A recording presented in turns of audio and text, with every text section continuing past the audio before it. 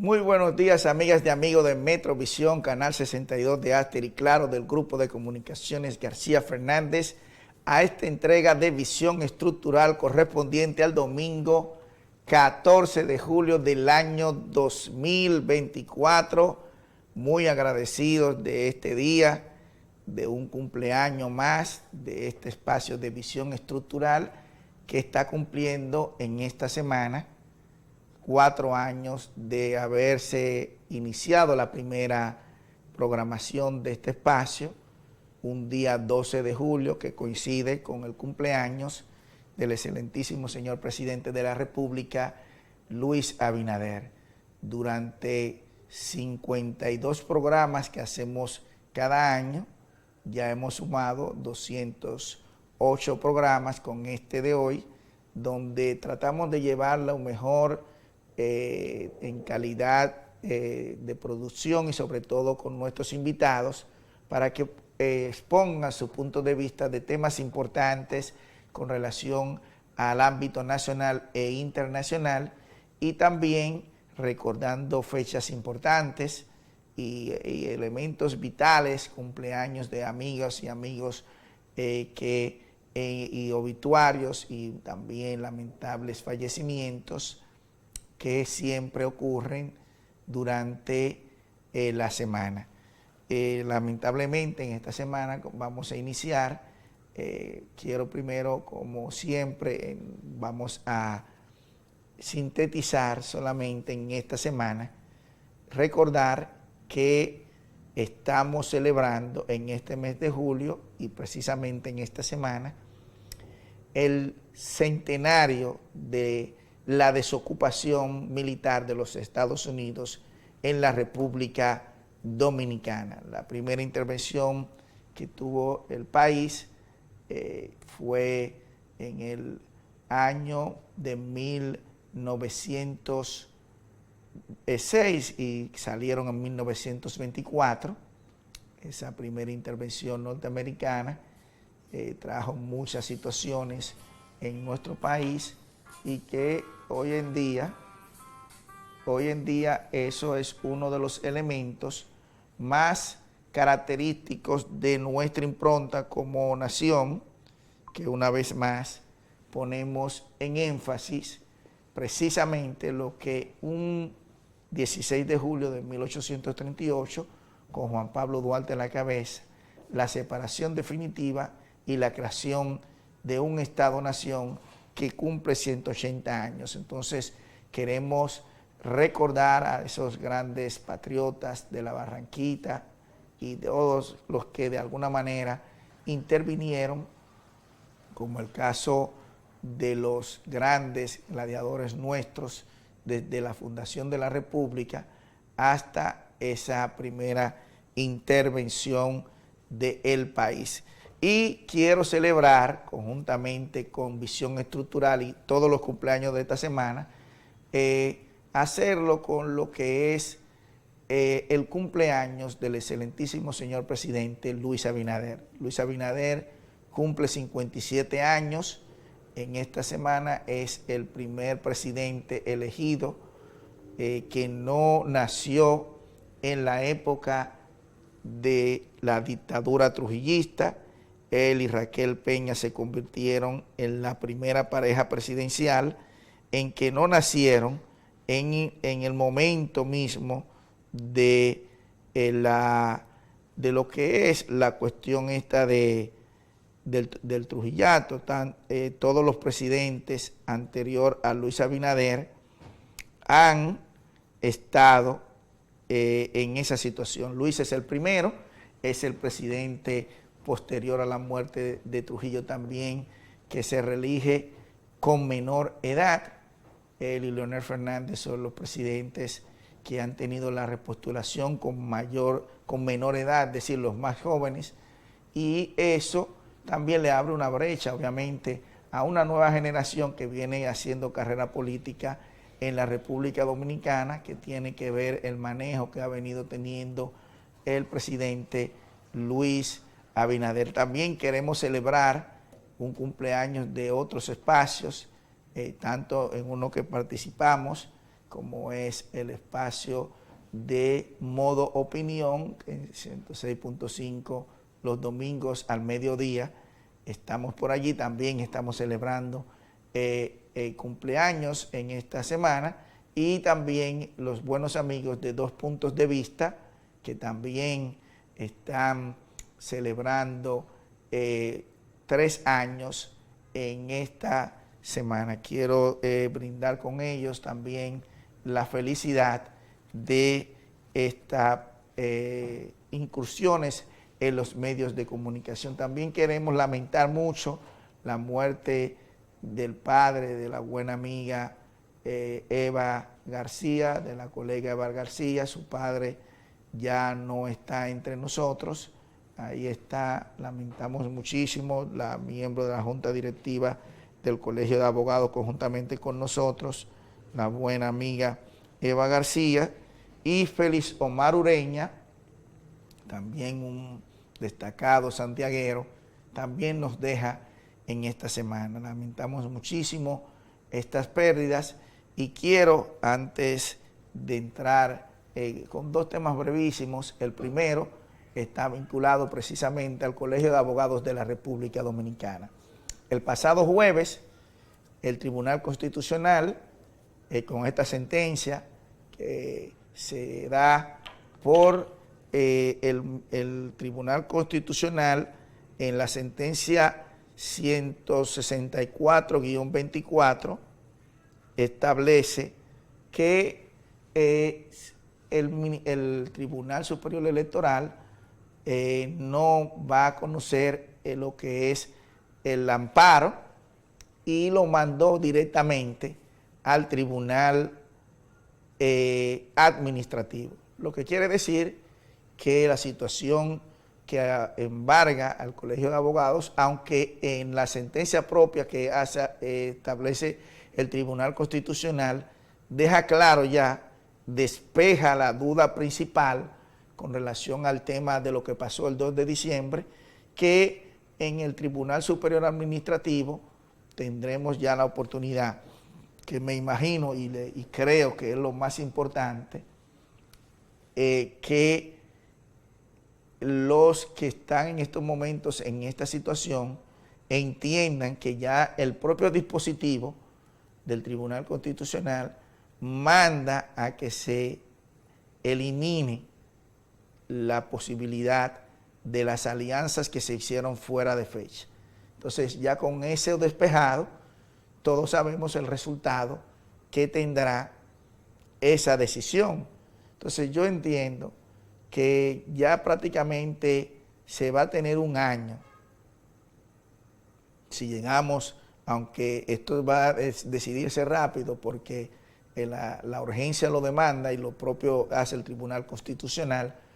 Yo creo que Trajano Vidal Potentini le haría un gran favor a la clase jurídica y al país de acatar de manera real que él sabe todo lo que sucedió, y además que las personas que están interviniendo en este caso en el Tribunal Superior Administrativo y en el amparo precisamente son con los que él supuestamente hizo esa alianza, y también en el caso de Saldi Rusuero, que es una de las amparistas en este caso, establecen un sinnúmero de mecanismos que posteriormente se han arrojado luz de que efectivamente las alianzas no se hicieron de la manera adecuada. El propio el propio amparista Diego García no reconoció que se hiciese de manera adecuada lo mismo. Entonces yo creo,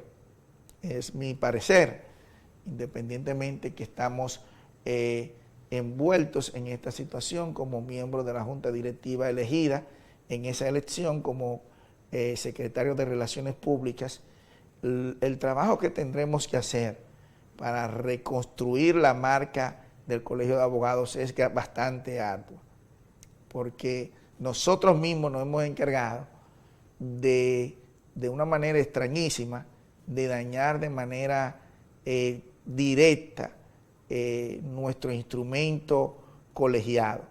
Un colegio, su nombre lo indica, es una entidad que está dirigida por muchos y que esos muchos, que son la junta directiva, tienen una cabeza, pero al final de cuentas es un colegio que es de todos.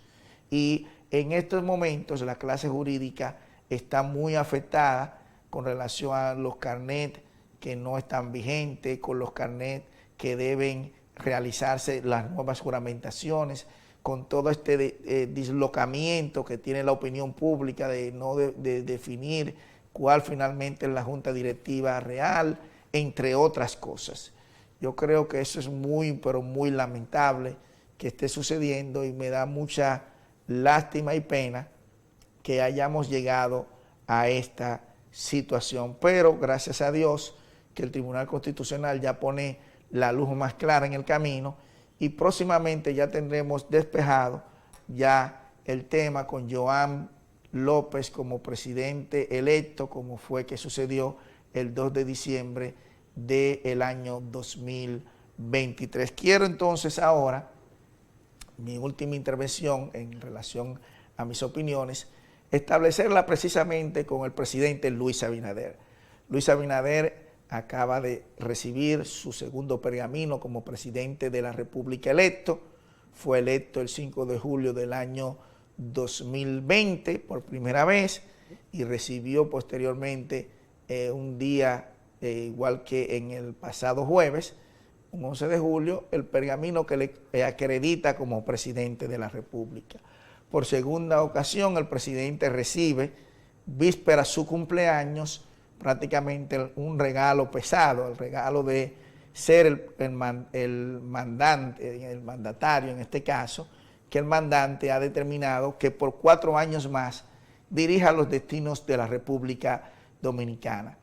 En esta primera gestión de gobierno puedo ver que el liderazgo de Luis Abinader, que ha sido un liderazgo que se ha caracterizado por el arriesgo. Luis es un líder que se arriesga, un liderazgo que se arriesga desde el punto de vista del liderazgo, es un liderazgo positivo, porque un líder siempre tiene que hacer eso, arriesgarse. Hay un líder, si vemos uno de los líderes más importantes del siglo pasado y que es el líder natural del partido también que se formó, que es el PRM, que es el doctor José Francisco Peña Gómez. El doctor José Francisco Peña Gómez siempre fue un líder que se arriesgó. Lo hizo durante toda su carrera política y lo hizo de una manera prácticamente diseñada hasta por el universo, porque coincidencialmente, y me imagino que tomaron como referencia después de la llegada del 5 de julio al país, de esa comisión encabezada por Ángel Miolán, Nicolás Silfa y Ramón A. Castillo, de que el primer meeting que se hizo en el país lo organizó precisamente un joven que se inscribió recientemente en ese partido cuando llegó al país, que fue el doctor José Francisco Peña Gómez. Pero ese primer meeting posterior a la muerte de Trujillo, coincidencialmente fue el día de la fundación de la Trinitaria. Y digo coincidencialmente porque a la llegada del 5 de julio me imagino que Ángel Miolán y todo ese liderazgo pensó que la fecha más importante para hacer un meeting de la democracia posterior al derrocamiento de la dictadura, hacerlo en la fecha de la fundación de la Sociedad Secreta La Trinitaria. Y para muchos del liderazgo nacional, sé que esa fecha, en esa parte, pasa desapercibida, de que el propio día 16 de julio, el líder que se convirtió desde ese momento, el doctor José Francisco Peña Gómez, organizó lo que luego él se convertiría en el más importante líder de ese tipo de movimientos en la República Dominicana. Para nadie es un secreto quién es el líder multitudinario de las masas del país, pero él hizo eso y inauguró su entrada triunfal al mundo de la barricada y de los discursos de las masas un 16 de julio. Y lo hizo que, bueno, ahí ya esos líderes de ese momento, el propio Ramón A. Castillo y Nicolás Silfa, vieron en Peña un líder nato y natural, y hay muchas anécdotas al respecto. Bueno, el liderazgo de Luis Abinader es un liderazgo que para muchos los ha sacado de la comodidad de los asientos a muchos, porque se ha vaticinado un sinnúmero de argumentos en cada momento que el presidente tomaba alguna posición al respecto. Por ejemplo, muchas de las cosas que el presidente ha hecho durante esta gestión de gobierno es echar para atrás decisiones. Algo que nunca antes habíamos visto, de que después que un mandatario tomaba una decisión, por las razones que fuere, no había calado de una manera adecuada en el conglomerado general, y estudiando la realidad se le echaba para atrás a acciones. Eso yo creo que es una impronta necesaria e importante. Pero otro de los temas importantísimos que el presidente de la República ha puesto en su impronta es la de dirigir de manera directa todo lo que tiene que ver con la seguridad pública directa en términos de seguridad ciudadana, que es a través de lo que es el Ministerio de Interior y Policía y la Dirección General de la Policía Nacional, la primera dirigida por el ministro Jesús Vázquez Martínez y la segunda en este momento dirigida por el mayor general Ramón Antonio Guzmán Peralta, que han venido lunes tras lunes durante ya un tiempo importante trabajar las políticas públicas de mejoramiento de la seguridad ciudadana. Los resultados están ahí, los resultados han venido en una mejora importante que tendrá que ser significativa en estos próximos años, porque es un tema vital. La seguridad es un tema vital para el desarrollo de los pueblos. Sin seguridad no hay posibilidad de desarrollo, en ninguna parte del mundo lo ha visto, y mucho menos el Sapiens desde que salió de las cavernas hasta la actualidad. Si hay un elemento natural al desarrollo es la seguridad. Entonces el Sapiens se fue a la caverna porque cuando hacía las cosas a la orilla del mar, veía que el mar iba desapareciendo, entonces se fue más elevando, y hasta hoy tenemos ya las grandes urbanizaciones creadas por nuestra impronta del ser humano.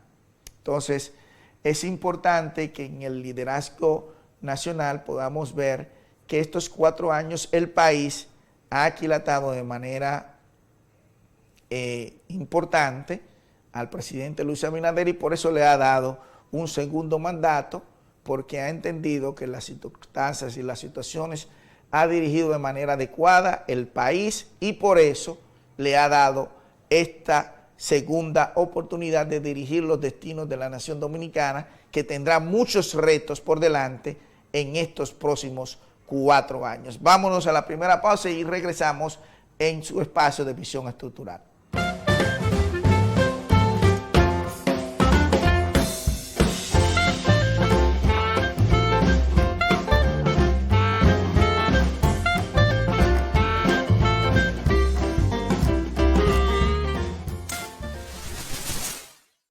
Te habla Evaristi Jiménez, conductor y productor del programa Visión Estructural. Quiero invitarte a que te sumes a la campaña de educación vial. Con esto ayudamos a bajar la mortalidad de los accidentes de tránsito, ayudamos a tener mejor comportamiento en las vías públicas y sobre todo a cumplir y respetar las leyes de tránsito en la República Dominicana. Es el mensaje que nos están invitando a llevar nuestras autoridades. Sumémonos a esta gran campaña de educación vial que tanto DGC, el Intran como todo el Estado Dominicano está haciendo. Pon de tu parte para que tengamos mejor vialidad en nuestras calles. Yo respeto las leyes de tránsito.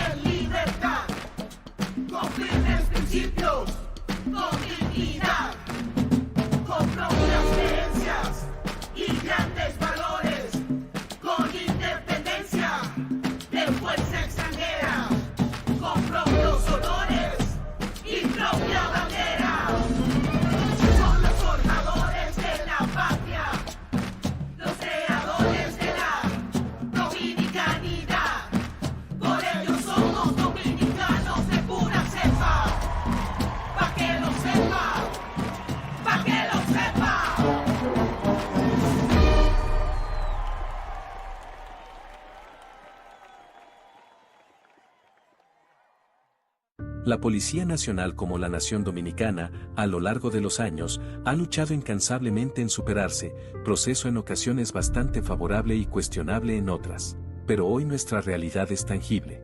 La viven de manera directa miles de familias policiales quienes pueden dar alimentos de calidad a sus hijos.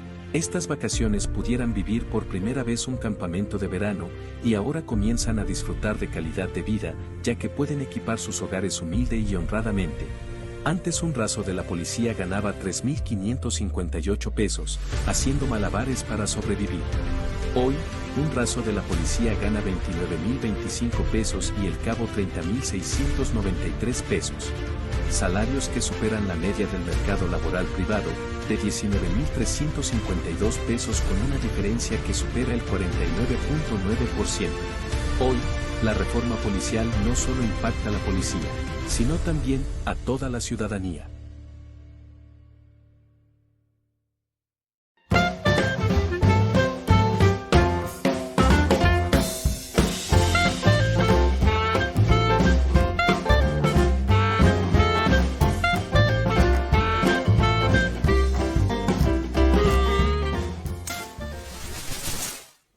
Gracias por su sintonía, gracias por celebrar estos 4 años de visión estructural y como siempre, gracias a Lobato Fashion Caribbean, más que una marca, un concepto, venimos como siempre y la impronta de grandes figuras del país y del resto del mundo como Mandela, Serrat, Sabina, Luis Díaz, el poeta nacional Pedro Mil, el poeta universal Manuel del Cabral, entre otros, y el Lobato de Lobatos, el padre fundador del Estado Dominicano, quien es nuestro padre Juan Pablo Duarte, que siempre será la principal impronta de este concepto de Lobato Fashion Caribbean. Bueno, miren, aquí tenemos los libros de la semana y tenemos al propio, en el día de hoy, una ñapa, como dicen. Vamos a iniciar con esta obra, que para muchos, en los que me incluyo, es la principal obra de uno de los más grandes de Latinoamérica y de las letras a nivel universal, Jorge Luis Borges y otras inquisiciones. Este es un ensayo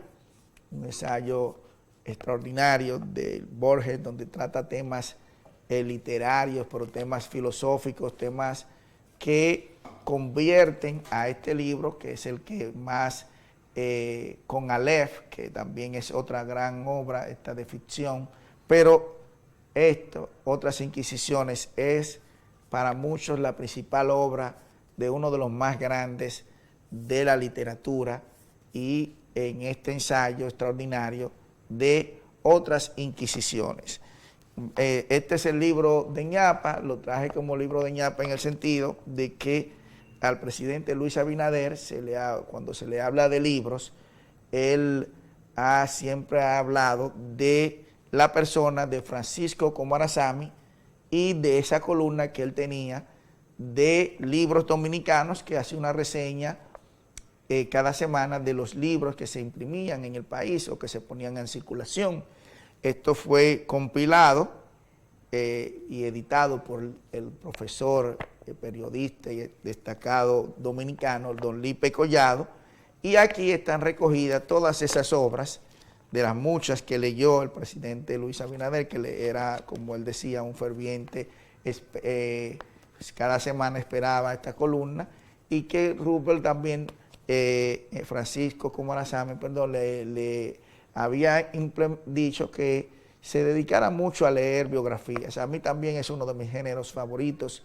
Creo que las biografías ayudan muchísimo a uno comprender la naturaleza y las cosas que pasan otros, y que al final de cuentas, y cuando son figuras importantísimas, ayudan muchísimo a uno a comprender y mejorarse a sí mismo. Por eso, esta es la ñapa que quería dar, y obviamente hoy estamos en el obituario del doctor Joaquín Balaguer.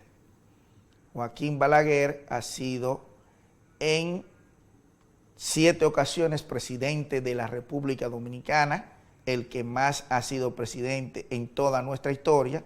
Además de eso, es el presidente más longevo en la historia de la humanidad, en ejercer la posición que George Washington por primera vez ejerció a nivel global. El primer presidente de los Estados Unidos fue George Washington y es el primer presidente que conoce el género humano, y el presidente más longevo, el más con mayor senitud ejerciendo el cargo ha sido el doctor Joaquín Balaguer, y además también en sus libros de récord Guinness está que ha sido el único presidente y candidato presidencial más viejo, aunque no lo pudo lograr en esa ocasión, que fue iniciando este siglo XXI, pero también con la situación que desde 1978, cuando volvió a ser presidente, ha sido un presidente no vidente.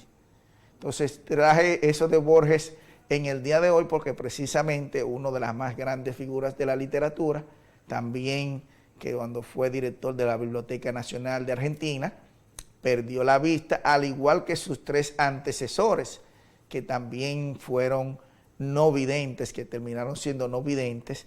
Y este libro, El Huerto Sellado, recoge los versos de juventud del doctor Joaquín Balaguer desde 1927, me parece, una obra interesantísima, desde 1921 a 1927 exactamente, que estos fueron versos escritos que fueron recogidos en el periódico La Información y que por primera vez agrupados estuvieron en el libro Salmos Paganos, pero después se hizo esta compilación, esta edición en español, como fue en España que se hizo.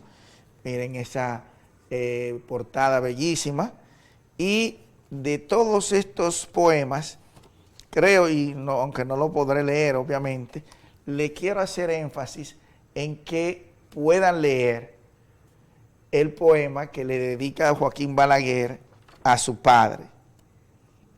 Es un bellísimo poema, pero también el mismo encierra una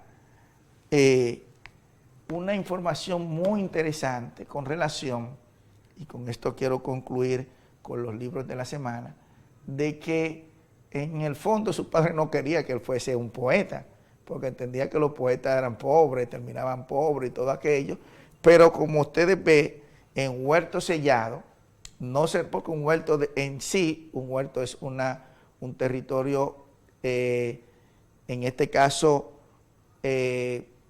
pequeño y cerrado, que es lo que es un huerto, que es lo que hace esta información que vemos aquí, donde hay frutales y otros elementos, pero huerto sellado, la impronta del sellado, lo que quiere decir es que ese es el sello que Balaguer siempre quiso con el que se le reconociera, como un poeta, como un gran poeta que fue, porque lo ha sido y lo será siempre, y por eso nosotros en su obituario queremos resaltar todo lo que escribió Balaguer en versos y en prosa, pero muy especialmente en toda su poesía, que es exquisita, pero les recomiendo a todo el que tiene este libro o que quiera, o que lo busque en las redes sociales, que se lea ese poema A mi padre, donde podremos ver un sinnúmero de informaciones que da el doctor Balaguer, que posteriormente en su vida personal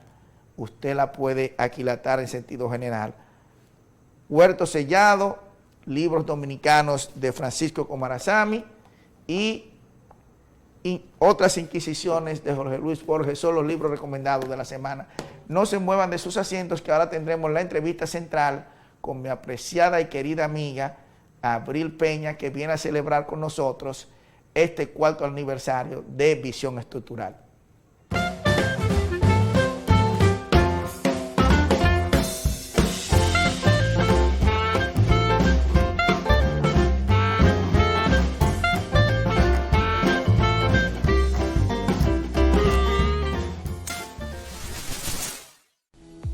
Hola, te habla Evaristo Jiménez, productor y conductor del programa Visión Estructural. Te invito a formar parte de los futuros agentes de la Policía Nacional.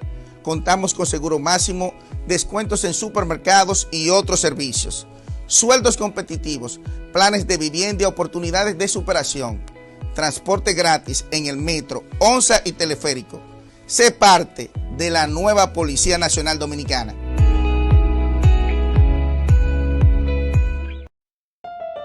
Duarte, patria soberana, Duarte, padre fundador, ya repican las campanas de la dominicana nación. Sembraste en la Trinitaria la conciencia y el valor, forjaste la patria libre y nos diste la tricolor.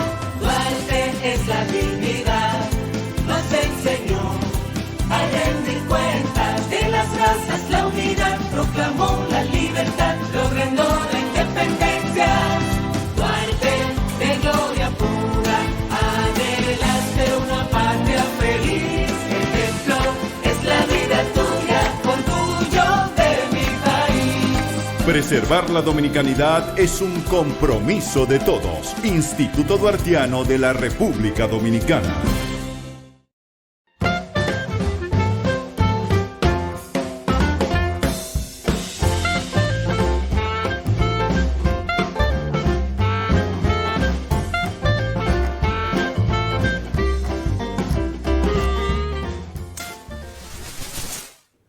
Gracias por su sintonía, gracias por mantenerse en este espacio y que estamos celebrando nuestro 4º aniversario en el día de hoy, gracias a Lobato Fashion Caribbean, más que una marca, un concepto con las figuras emblemáticas de nuestro país, como Juan Pablo Duarte, padre fundador del Estado Dominicano, el doctor José Francisco Peña Gómez, Mandela, como también Luis Díaz, entre otros, y obviamente, como siempre, el Lobato de Lobatos, el padre fundador del Estado Dominicano, Juan Pablo Duarte, pero ahora tenemos la grata presencia, una vez más, de mi apreciada y querida amiga, como ya habíamos dicho antes, la buena amiga Abril Peña, que también es periodista de profesión, que se dedica en cuerpo y alma a informar de manera adecuada en los espacios en los que interviene y también a través de una de sus plataformas, que es un periódico digital de los más importantes de la República Dominicana, como lo es El Pregonero, y que también ya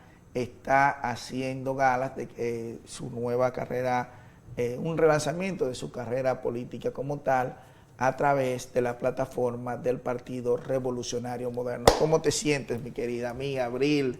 Feliz. Gracias de nuevamente estar aquí y de venir a celebrar con nosotros este aniversario de Visión Estructural. Yo estoy muy bien, gracias a ti por la oportunidad de una vez más conversar contigo y con tu público de Visión Estructural. Muchísimas felicidades, porque solamente los que estamos en medio sabemos lo duro que es mantenerse al aire, lo difícil que es lograr mantener la atención de la gente y lo costoso también que es tener un programa de televisión en medios tradicionales.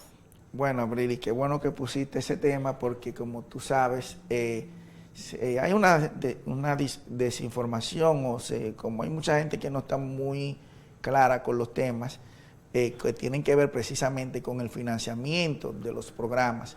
En la mayoría de lugares, y República Dominicana no escapa a esa realidad, el Estado es un soporte importante de muchos de estos medios y de los medios no solamente como programas, sino de las plataformas comunicacionales en sí. Pero hay mucha gente que en la actualidad hace énfasis en que eso no es algo importante, de un paquetón de disparates, y de un paquetón de disparates porque la democracia representativa, si hay un elemento nodal, es la opinión pública, porque es la que crea la posibilidad de que los ciudadanos puedan... de estar y ser escuchados. Exacto, ¿no? Y de poder crear una línea de pensamiento, porque al final de cuentas es la opinión pública el elemento más importante al momento de convencer al electorado para decidirse por una o X opción.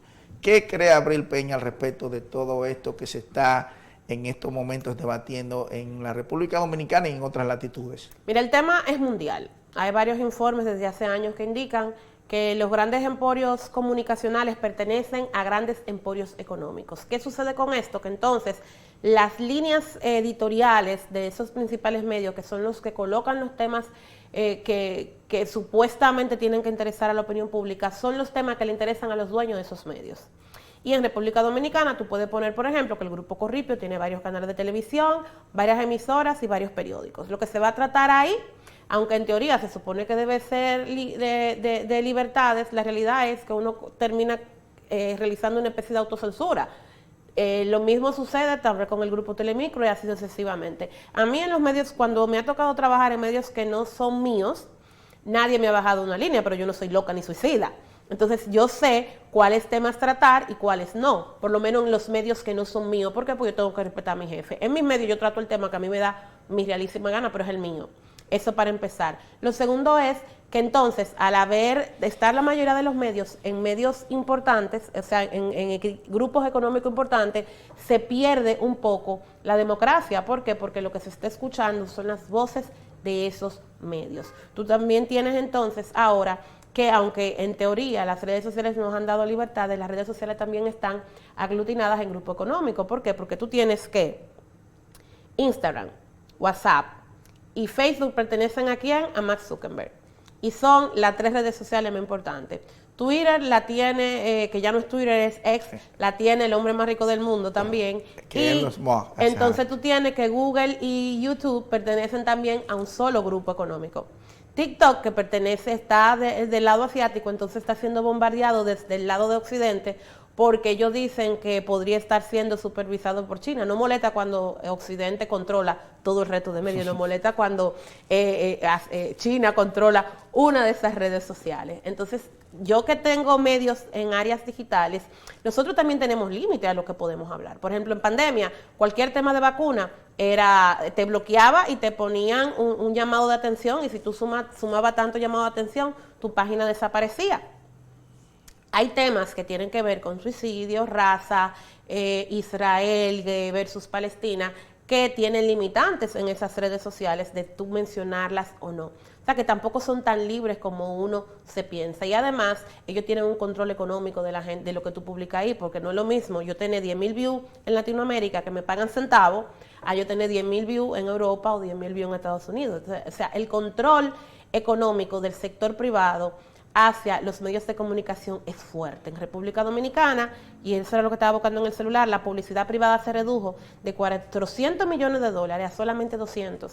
Entonces, ¿qué hacen la publicitaria? La concentran en los medios de comunicación más importantes, en lo que en teoría tienen más visibilidad en el segmento poblacional que ellos le interesan, pero que resulta que eso no son lo que tal vez sean los que le puedan dar voz a toda la población. Que yo quiero decir con eso que todos los medios se ven, todos son importantes, pero no todos pueden mantenerse de la publicidad privada. Pero hay en esa información que tú das, hay una contradicción, porque actualmente se dice que hay mayor presupuesto en publicidad del Estado, del gobierno, cuando en realidad es como tú la del sector privado, esa no es la del gobierno, la que yo di. Es decir, tú dices que el sector privado se redujo de 400 millones de dólares al año a 200 millones de dólares. Entonces, eso no es dinero a materia de publicidad. Entonces es más grave. Es más grave, por eso es que el Estado es necesario para poder sostener el sistema comunicacional, para que haya un balance. ¿Por qué? Porque esos grandes grupos económicos que yo te dije ahorita, que son los dueños de la mayoría de los medios tradicionales, aunque el medio no deje, pueden sustentarlo con sus otras empresas. Pero programas como el nuestro, canales pequeños o los digitales, que son los que han logrado que se hagan los grandes escándalos, vamos a decir así, y posicionar temas, no han sido precisamente los medios importantes. Exceptuando Nuria y Alicia Ortega, todos los demás escándalos que tienen, por ejemplo, que ver con corrupción o con defensa de casos que no han sido... Sí, son los medios no tradicionales. Son los medios no tradicionales. ¿Y cómo se sostienen? Claro. ¿Cuánto cuesta una escenografía como la que tú tienes? Estamos hablando de que esta escenografía es fácilmente $500,000 de pesos. ¿Cuánto cuesta alquilar un espacio en un canal de televisión tradicional de los grandes? Estamos hablando de 80,000, 100,000 pesos mensuales y no hablemos de que usted necesita un productor, de que usted necesita luminotécnico, que usted necesita editor, que usted necesita un contable y tú se supone que tiene que vivir de esto. Claro, no, y que tiene que tu vestuario. Que no te pagan a tiempo, que te pagan a 90 días, que hay que pagar anticipo, que tú tienes que pagar DGI por factura emitida y no pagada. Entonces, además, la gente quiere que tú le des una información que no esté censurada. O sea, la gente no entiende el negocio definitivamente. Y cree que estaban mejor antes que ahora, pero no, créeme que no es así. Yo creo lo mismo. Mira, otro tema, Abril, muy importante, que en el país estamos hablando de reformas y muchas de esas reformas obviamente van a impactar el área laboral. Pero ¿qué sucede? República Dominicana, bueno, no solamente República Dominicana, aunque nosotros tenemos que enfocarnos mucho más en nuestro país, está haciendo reformas en términos educativos que al final de cuentas no van a repercutir favorablemente en lo laboral a quienes estén ingresando a la universidad y a todo el sistema educativo que tenemos con relación al trabajo como se está formalizando en la actualidad en el mundo de hoy. Entonces, ¿cómo tú crees que precisamente, por ejemplo, las pymes, que son las que llevan la voz cantante en el mundo entero, y República Dominicana no escapa a esa realidad, pero aquí no hay una política en realidad en favorecer a esos, a los, todo pequeño y mediano empresario? Exacto. Que representamos más del 90% de las empresas en República Dominicana y representamos casi el 30% del PIB, del Producto Interno Bruto. ¿Cómo tú crees entonces que debe realizarse un trabajo reformulativo del Estado para favorecer, obviamente, hacia donde se está dirigiendo todo el sistema laboral del mundo de hoy? Mira, son dos temas. El tema laboral, no, y es un tema mundial. El tema del Internet, de las redes sociales, de la inteligencia artificial ha modificado por completo el sistema de empleo y lo va a hacer de manera más agresiva a medida que pasen los años. Para Latinoamérica va a ser un poco más lento porque muchos estudios indican que nuestro empresariado es bastante tacaño y conservador. No quieren hacer las grandes inversiones que se necesitan para cambiar de matriz, de tratar solamente con seres humanos a utilizar máquinas. ¿Por qué? Porque ellos todavía están produciendo dinero con lo que hacen y como están produciendo dinero con eso, ellos si se pueden ganar 10 pesos sin coger mucha lucha, prefieren ganarse esos 10 pesos que ganarse 20 y tener que hacer una inversión en el corto plazo que puede ser muy costosa. Tal vez por eso para países como el nuestro ese cambio va a ser un poco más lento. Pero eso a la misma vez nos vuelve menos competitivo. ¿Por qué? Porque tú tienes países que producen arroz, por ejemplo, lo producen con maquinaria, que los hace más productivos, mientras que aquí es mucho más costoso porque tú estás usando mano de obra humana, que es mucho más lenta y que es mucho más costosa a largo plazo. Entonces, además, nuestras carreras son muy tradicionales.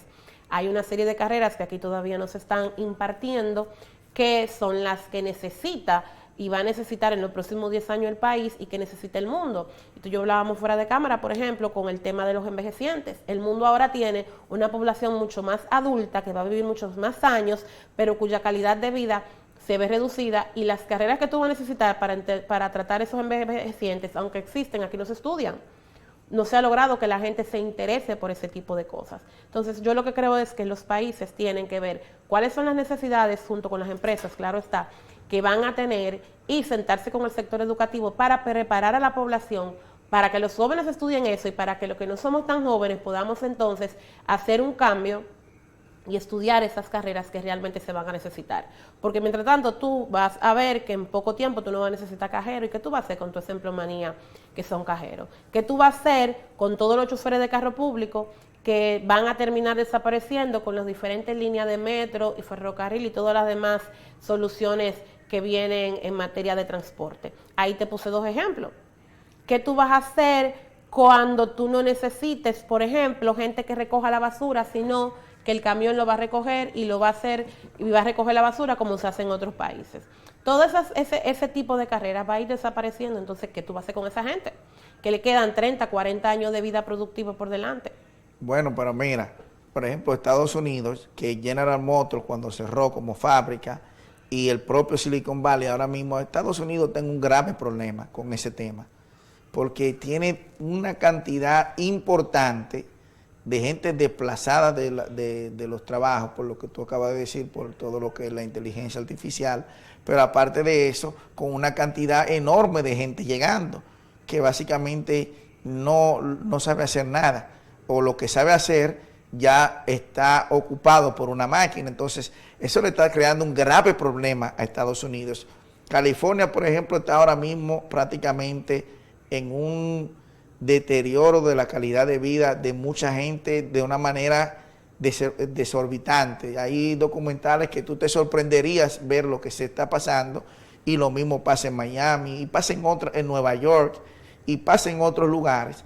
Fíjate que actualmente hay una cantidad de motociclistas que anteriormente no estaban pasando en Estados Unidos, que está creando un problema gravísimo. Y eso es por todo eso que tú dices, pero aparte de eso, el expresidente Barack Obama, en su libro La audacia de la esperanza, ponía en la parte educativa ese peligro que le estaba latiendo a Estados Unidos, que de cada 10, es decir, de cada 10 estudiantes universitarios, 8 son de origen asiático o hindú, y eso ya actualmente se está viendo que es un grave problema. Por eso esas naciones han crecido como han crecido y hoy son la competencia económica de Occidente. ¿Por qué? Porque su población estudia. Y estudia en áreas más que tiene que ver con ciencias y tecnologías, y además tienen una población hasta cierto punto más saludable. Ellos han hecho un cambio a pesar de las diferencias sociales abismales que siguen existiendo en India y que siguen existiendo en China. Sus economías mejoraron porque ellos supieron invertir y supieron entonces enquistar a su población en los grandes grupos económicos para que trabajen a favor de las necesidades de esos países, cosa que Estados Unidos se quedó un poco detrás, o lo hace a la mala, porque la forma de trabajar de Estados Unidos y de China como potencias son totalmente diferentes. China tiene una diplomacia más comercial, mientras que la de Estados Unidos un poquito de mano dura y guerrerística, y tiene sentido porque su economía es precisamente esa, y tenemos que tener en cuenta que su única ventaja ahora mismo es precisamente el poder militar. Es el único país que tiene bases en todos los continentes, y tal vez por eso ellos han hecho más inversión ahí. Pero tú me hablabas ahorita y no te contesté con el tema de las pymes. Las pymes, mi experiencia como pyme, primero, el anticipo descapitaliza a la pyme más sólida, porque tú estás produciendo, tú estás pagando por algo que supuestamente tú vas a producir, que no se sabe si tú vas a producir, y el consuelo de que te lo van a devolver el año que viene no es suficiente, porque tú en un año fácilmente quiebra. Tú estás pagando facturas emitidas y no por factura pagada, y aquí en República Dominicana nadie paga a tiempo. O sea, si a ti te pagan en 30 días, tú eres dichoso. Aquí todo el mundo le pagan 60 días, 90 días y a veces hasta más. A mí me contaba un médico ayer de una popular ARS que primero pagaba cada 3 meses, después pagaba y ya cuando la clínica de él dejó de tomar ese seguro era porque le estaban pagando cada 6 meses. Ya tú puedes saber la cantidad de dinero perdido. Y una cuestión extraña, pues esa gente recibe entonces ¿cuánto mensual? Por la moché, pero eso es lo que te digo. Entonces, tú tienes eso, tú tienes que el sistema impositivo dominicano está creado para aguantar para las grandes empresas, que se pueden dar el lujo de atrasarse. Cuando yo me atraso en el anticipo, es casi un 10% el primer día, y a partir de ahí creo que es un 2% exponencial. O sea, eso para el sistema nuestro es prohibitivo. Tienen que buscar la forma de segmentar eso de manera tal que no nos midan a los chiquitos con la misma vara que a un bichino, un curripio, a cualquiera de esas empresas. De las grandes industrias. De las 10 o 15 familias que gobiernan la economía dominicana. No es posible que a mí me midan igual que al Grupo Ramos.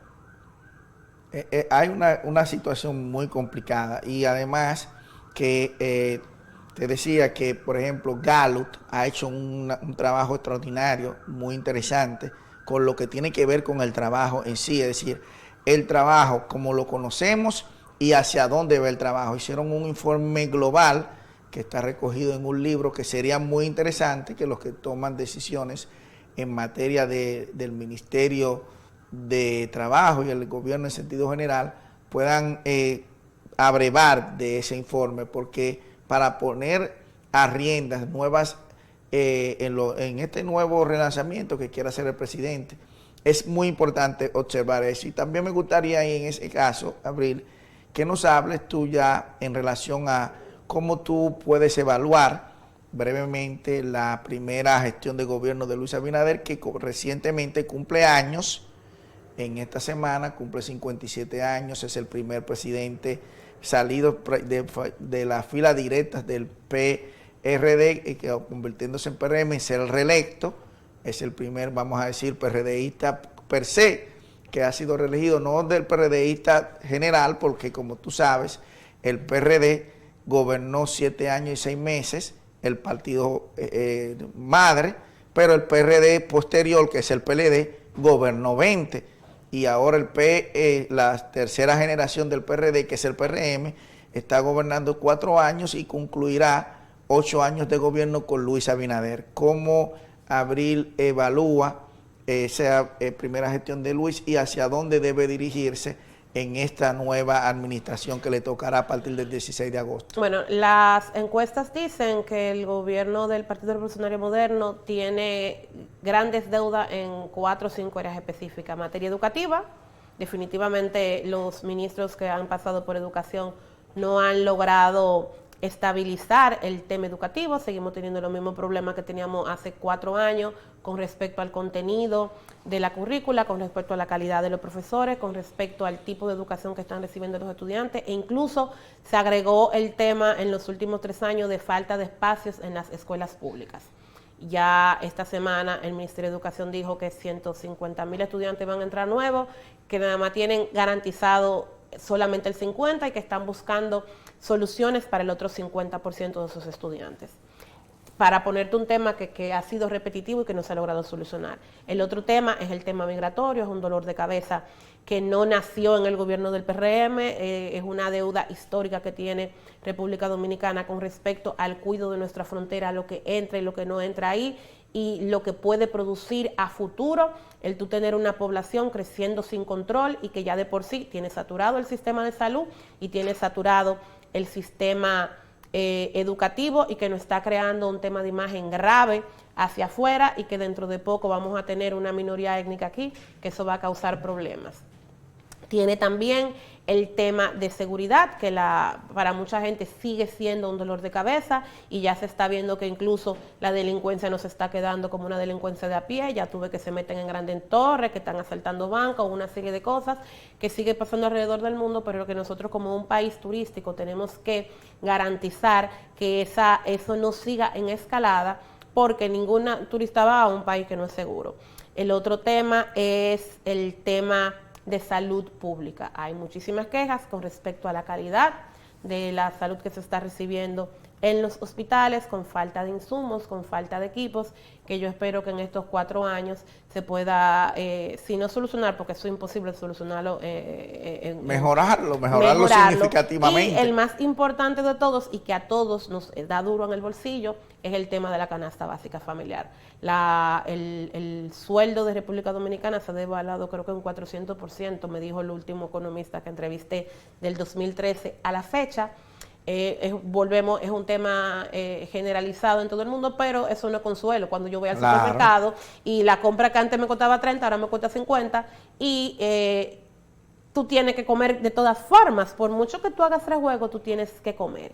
Y normalmente la gente lo que dice, bueno, el rico puede, el pobre le tiene bono gas, bono luz, etcétera, pero la clase media, que somos el grueso, no tenemos acceso a ese tipo de beneficios y definitivamente eso ha carenciado la vida de la clase media y se nos está haciendo difícil sostener eso.